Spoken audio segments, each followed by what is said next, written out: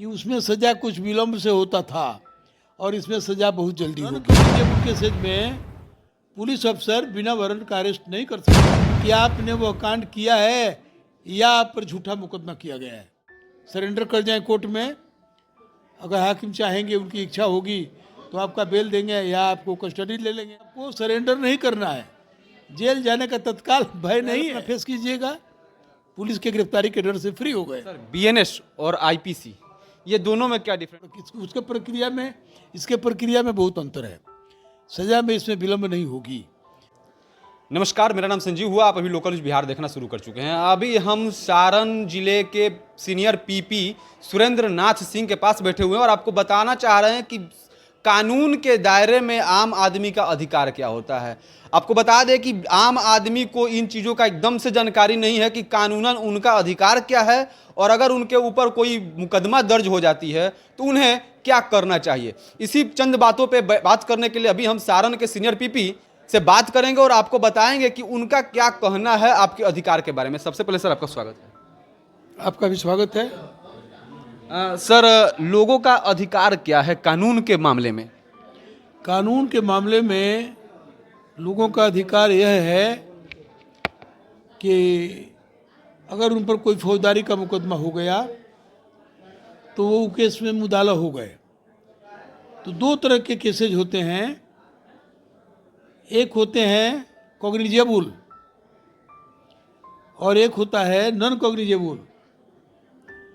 Cognizable cases में police अफसर बिना वारंट का अरेस्ट कर लेगा और नॉन कॉग्निजेबल केसेज में पुलिस अफसर बिना वारंट का अरेस्ट नहीं कर सकता है, जैसे 323 वगैरह का मुकदमा है। तो अब लीगल ओपिनियन यह है कि आप के ऊपर मुकदमा हुआ है तो आप अच्छी तरह से जानते हैं कि आपने वह कांड किया है या आप पर झूठा मुकदमा किया गया है। दोनों तरह की परिस्थिति में आपको राय दी जाती है कि आपको क्या करना है।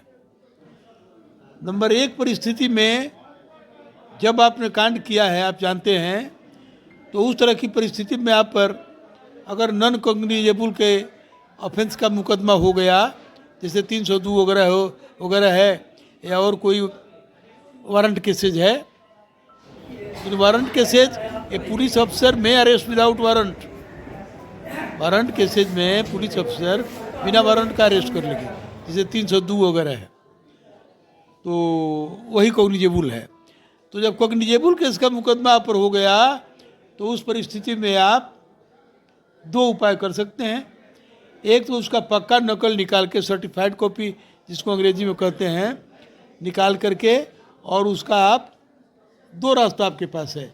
चाहे तो आप सरेंडर कर जाएं कोर्ट में, अगर हाकिम चाहेंगे, उनकी इच्छा होगी तो आपका बेल देंगे या आपको कस्टडी ले लेंगे।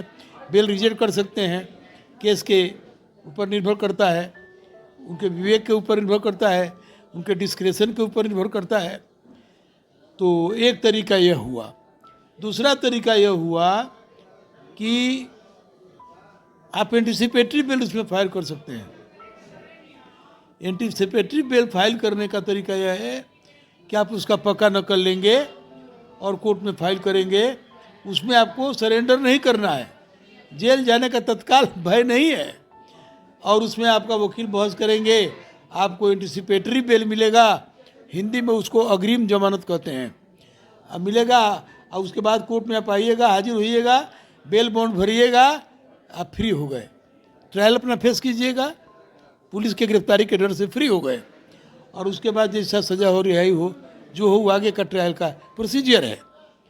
दूसरे तरह का मुकदमा है, वो है नॉन कॉग्निजेबल ऑफेंस, जैसे 323 है, 324, 323 वगैरह है, 504 है, ये सब केस है आईपीसी का। तो इस तरह के केसेज में आप कोर्ट में हाजिर होंगे, नकल कोर्ट का लेंगे केस का, और नकल लेने के बाद आप कोर्ट में हाजिर होंगे और आप अपना बेल कराएंगे, उसके बाद ट्रायल फेस करेंगे कोर्ट में। यही तरीका है और यही ला है। सर बीएनएस और आईपीसी ये दोनों में क्या डिफरेंट है? पहले आईपीसी था, अंग्रेजों के ज़माने से चला रहा था इस देश में, और आज भारत सरकार ने उस आईपीसी कानून को बदल के बीएनएस कर दिया। भारत सरकार में इसमें तमाम ऐसे धाराएं हैं जिसको समाप्त किया है आम लोगों के हित में। इस दोनों में अंतर क्या है आपके नज़र में?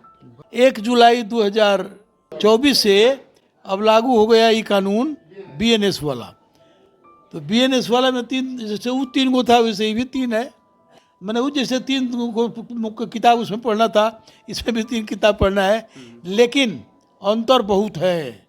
अंतर यह है कि उसमें सज़ा कुछ विलम्ब से होता था और इसमें सज़ा बहुत जल्दी होगी। इसके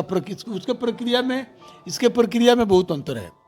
सज़ा में इसमें विलम्ब नहीं होगी।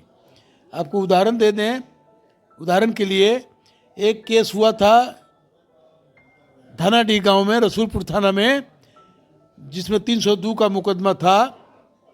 शोभा देवी उसमें सूचिका थी और 2 मुदाला थे। तो ये लोग काम मुदाला लोग किया, तो रात्रि में उसके घर पर चढ़ के छुरा से मार के और उसके शोभा देवी के दोनों बेटी को मार डाला और शोभा देवी को मार डाला। सॉरी, शोभा देवी को नहीं मारा, शोभा देवी जीवित बच गई। दोनों बेटी को मार दिया और बाप को मार दिया, तारकेश्वर को। 3 आदमी मर गए। शोभा देवी ने FIR किया, मुकदमा ट्रायल में आया और उसके बाद SP साहब, जज साहब, मैंने, सभी लोगों ने ईमानदारी के साथ तत्परता अपनी दिखाई और SPD ट्रायल चलाकर हम लोगों ने उस मुकदमे में 50 दिन के भीतर सज़ा दिलवा दीजिए, आजीवन कारावास दोनों को। घटना के महज 50 दिनों के अंदर में दोनों दोषी को हम लोगों ने सज़ा करवा दिया। हम और हमारी टीम ने बहुत तत्परता से काम किया और हम लोगों ने सज़ा करा दिया। यही डिफरेंट है आईपीसी और बीएनएस में, यही डिफरेंस है। देखा जाए 50 दिन में, हिंदुस्तान में ही पहला केस था जिसमें 50 दिन में सज़ा मैंने कराया और मेरी टीम ने कराया। तो यही डिफरेंस है। उसमें कितना हूँ भी, मेरा ख्याल है कि जल्दीबाजी आप करते तो इतना जल्दी शायद होने में देर होती, लेकिन इसमें देखा जाए मैंने करा के उदाहरण आपके सामने रख दिया है।